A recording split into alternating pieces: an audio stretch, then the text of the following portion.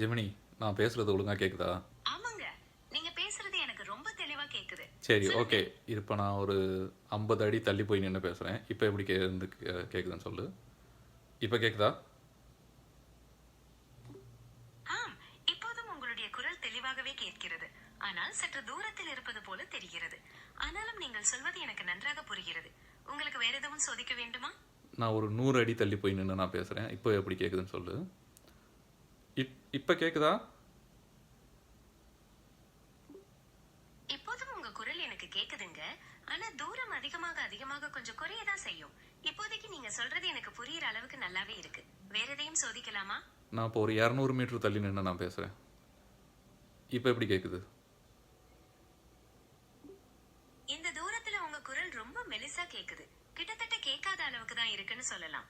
இந்த சோதனையில இருந்து நம்ம என்ன புரிஞ்சுக்கலாம்னா, ஒரு குறிப்பிட்ட தூரத்துக்கு அப்புறம் ஒலிப்பதிவுல தெளிவு குறையலாம்.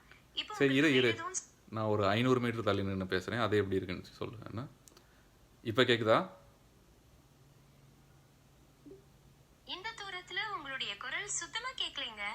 ஒலி அலைகள் ரொம்ப தூரம் பயணம் செய்யும் போது அதனுடைய சக்தி குறைஞ்சுக்கிட்டே வரும். அதனால இந்த தொலைவுல குரல் பதிவாகிறதுக்கு வாய்ப்பு ரொம்ப கம்மி. இந்த சோதனையில இருந்து நம்ம என்ன தெரிஞ்சுக்கலாம்னா, ஒலிப்பதிவு செய்யும் போது தூரத்தை கவனத்துல வச்சுக்கிறது முக்கியம். சரி, இப்போ உங்களுக்கு வேற இப்ப கேக்குதா? இல்லையா? நான் இன்னும் 500 மீட்டர்ல தான் நான் இருக்கேன் நானு. இன்னமும் உனக்கு கேட்கவே இல்லையா சுத்தமா? இல்லைங்க, நீங்க 500 மீட்டர்ஸ்ல இருக்கீங்கன்னு சொல்றீங்க.